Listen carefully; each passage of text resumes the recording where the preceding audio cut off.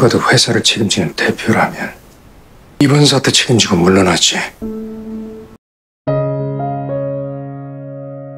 Saat Eunwoo berhasil membawa Jiun masuk ke dalam kantor People Z, ternyata di sana sudah ada pihak jaksa yang akan menyelidiki dan menggeledah kantor People Z. Pihak jaksa secara paksa mengambil properti kantor seperti komputer dan dokumen penting lainnya. Bahkan, Jiun diperlakukan seperti tersangka dan ia diinterogasi di dalam satu ruangan. Mengapa?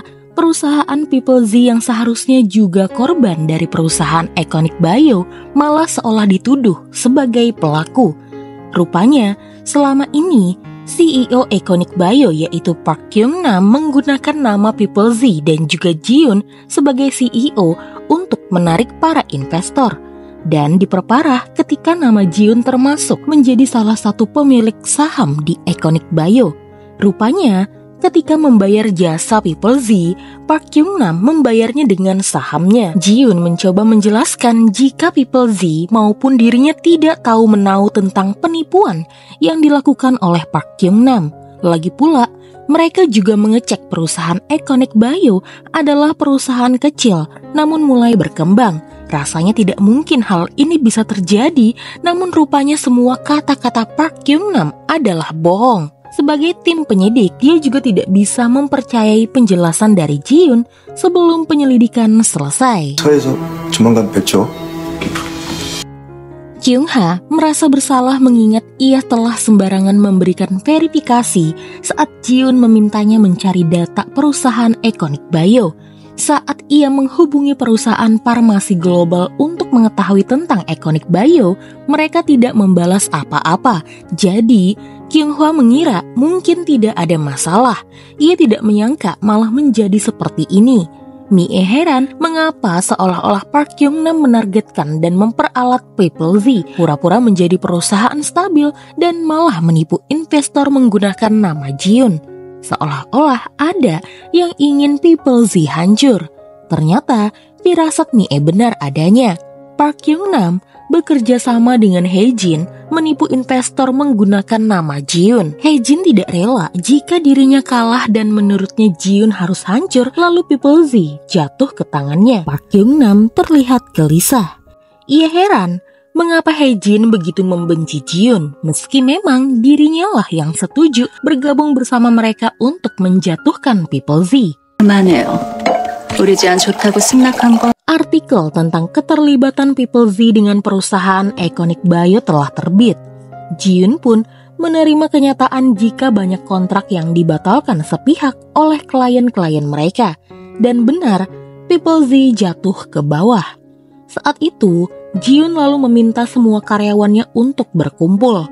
Karena kegaduhan ini, Jiun meminta maaf kepada mereka semua. Namun sebagai CEO dari perusahaan People Z, Jiun berkata jika ia tidak pernah melakukan hal yang memalukan.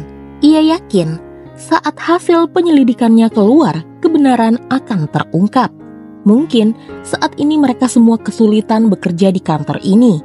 Maka kemudian Jiun menyarankan untuk mereka semua WFH sampai waktu yang akan ia tentukan. Melihat hal ini, Jung-hoon merasa ayahnya ikut andil untuk menjatuhkan People Z. Ia datang ke kantor ayahnya dan bertanya, apa ini semua adalah ulah ayahnya? Direktur Oh tentu saja menyangkalnya. Menurutnya, ia tidak punya waktu untuk mengurusi hal-hal seperti itu. Sekarang, ia sedang mengamati dan akan segera membuat keputusan jika benar People Z akan jatuh. Maka dari itu, ia ingin putranya, Jung-hoon, bersiap keluar dari perusahaan itu dan kembali ke rumah. Tapi Jung-hoon tetap pada pendiriannya, ia tidak akan pernah mau menuruti ayahnya seperti kakaknya. Tindakan Jung-hoon rupanya berimbas pada kehidupannya, di mana ayahnya, Direktur Oh, menarik semua kartu dan ia tidak bisa lagi masuk ke dalam rumahnya sendiri, mengingat rumah itu adalah milik ayahnya. Lantas kemudian Jung-hoon menghubungi kakak iparnya selaku kepala sekolah TK untuk izin tidur di dalam sekolah. Dan kebetulan pada saat itu So-hyun ada di sana dan mendengar jika Jung-hoon sepertinya ada masalah, sehingga harus tidur di dalam TK. Malamnya, Sohyun berpura-pura pergi ke TK dan di sana ia bertemu dengan Jonghoon. Sohyun berkata jika botol minum putranya ketinggalan, makanya ia datang ke TK malam-malam. Di sana, Sohyun mencoba menghibur Jonghoon karena ia mendengar perusahaan sedang ada masalah. Jonghoon berucap jika semuanya baik-baik saja, terutama Anho. Ia tidak apa-apa. Sohyun lalu berkata ia tidak menanyakan tentang Anho, tapi ia menanyakan tentang Jonghoon apakah Jonghoon baik-baik saja. Jonghoon merasa terharu, ia bercerita sedang menyelesaikan urusan, terutama urusan dengan ayahnya. Pada kesempatan itu, Sohyun berkata jika kini ia sudah melepas perasaannya kepada Anho. Dan Sohyun ingin jujur jika kedatangannya kemari bukan karena botol minum putranya, tapi karena sesuatu yang lain. Karena Sohyun malu mengutarakannya jika ia ingin melihat keadaan Jonghoon, Sohyun pun langsung pergi meninggalkan Jonghoon. Malam itu, saat mengantar Jiun pulang ke rumahnya, Anho merasa Jiun tidak baik-baik saja, sehingga ia pun menunggu Jiun tertidur dulu baru ia pulang ke rumah. Tiba-tiba, ketukan pintu yang sangat keras terdengar dari luar rumah Jiun. Rupanya, para investor yang ditipu datang dan meminta pertanggungjawaban dari Jiun. Mereka mengira Jiun juga membawa kabur uang mereka. Anho pun keluar dan menyuruh mereka semua untuk pergi. Jika tidak, ia akan memanggil polisi. Mereka tentu saja pergi, namun mereka berjanji akan kembali lagi. Melihat situasinya sepertinya tidak aman, Anho lalu menyuruh Jiun untuk tidur di rumahnya saja. Dan Jiun yang ketakutan pun langsung menyetujuinya. Anho lalu meminta izin kepada putrinya Bill. Dan tentu saja Bill langsung setuju mengingat Jiun adalah wanita favoritnya. Bill yang pintar tahu jika perusahaan Jiun sepertinya ada masalah. Ia pun memberikan semangat lewat lukisan kecilnya. Menurutnya jika ayahnya sedih, ia akan memberikan lukisan ini sebagai vitamin. Bill juga mengajak Jiun untuk tidur bersamanya. Jiun yang awalnya susah untuk tidur bersama Bill dan juga kehangatan yang Jiun dapatkan membuatnya langsung tertidur dengan pulas. Sementara Bill baru kali ini ia merasakan ada sosok wanita dewasa yang tidur di sampingnya dan memeluk dirinya dengan hangat. Keesokan harinya, Bill dan Jiun awalnya ingin membuat sarapan. Mereka berdua sama-sama payah saat membuat masakan, sehingga Anho harus mengambil alih dengan membuat masakan enak untuk kedua wanita yang ia cintai. Anho lalu meminta izin untuk mengantar Bill ke sekolah. Sementara Anho dan Bill pergi, Jiun memikirkan tindakan apa yang harus ia lakukan pada perusahaannya. Ternyata tim inti perusahaan People Z melakukan pertemuan di dalam toko buku milik suami Nie. Mereka tidak bisa diam saja dan memutuskan untuk mencari tahu apa yang terjadi dan siapa yang berniat menghancurkan People Z. Pertama, mereka harus mencari tahu siapa CEO Iconic Bio, Park Kyung-min. Apa tujuannya datang ke People Z? Sementara itu, tiba-tiba ada artikel baru yang dirilis di mana kejadian yang menimpa People Z, terutama Jiun, adalah hukuman atas tindakan Jiun kepada CEO-nya terdahulu, di mana CEO Careerway memutuskan untuk bunuh diri. Saat itulah, Jiun pun mendatangi Haejin. Dari awal, sebenarnya ia tahu ini semua adalah rencana Haejin.